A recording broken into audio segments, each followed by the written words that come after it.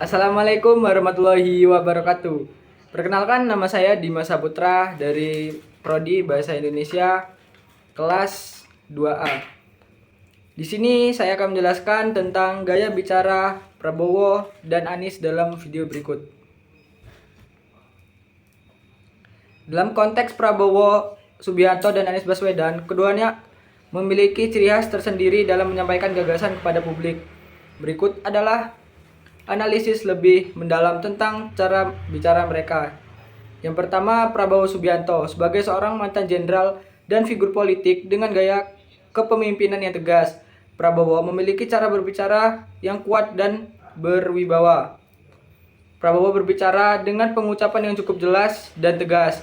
Ia sering menekankan kata-kata kunci dengan nada yang lebih tinggi atau dengan pengulangan untuk memperkuat pesan. Kadang-kadang artikulasinya sedikit terputus-putus, terutama saat ia ingin membuat efek dramatis.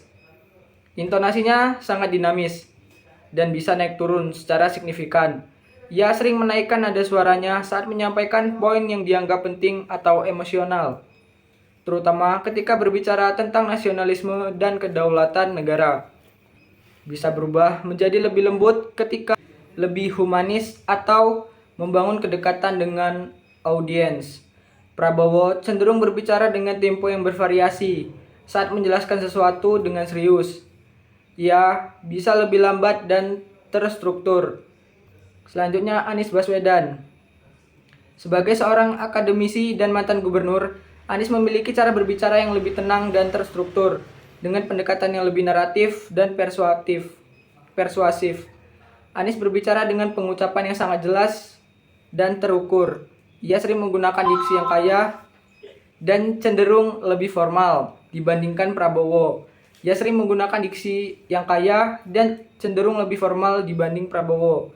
Setiap kata yang diucapkan memiliki bobot yang dipikirkan dengan baik, memberikan kesan intelektual dan diplomatis. Intonasinya lebih stabil dan tidak banyak perubahan ekstrim seperti Prabowo.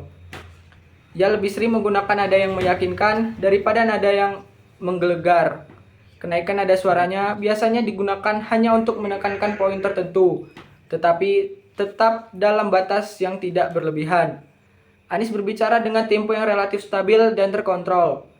Ia tidak terburu-buru dalam berbicara, sehingga memberikan kesan seseorang yang berpikir sebelum berbicara. Kadang ia memperlambat tempo saat ingin memberikan efek dramatis, tetapi tidak sampai terasa berlebihan.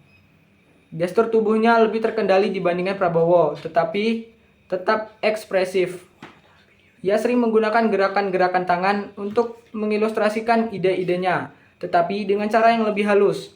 Ekspresi wajahnya seringkali menunjukkan ketenangan dan keyakinannya, memberikan kesan seseorang yang tenang dan percaya diri.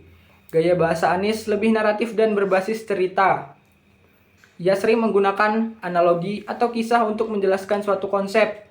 Kata-katanya sering terstruktur dengan baik, menggunakan pola argumentasi yang logis dan runtut. Ia lebih jarang menggunakan retorika yang bombastis, tetapi lebih mengandalkan daya tarik intelektual dan persuasif yang halus. Sering menggunakan pendekatan yang lebih inklusif, mengajak audiens untuk berpikir dan merenung daripada langsung memaksakan pendapat. Sekian, terima kasih. Saya akhiri. Wassalamualaikum warahmatullahi wabarakatuh.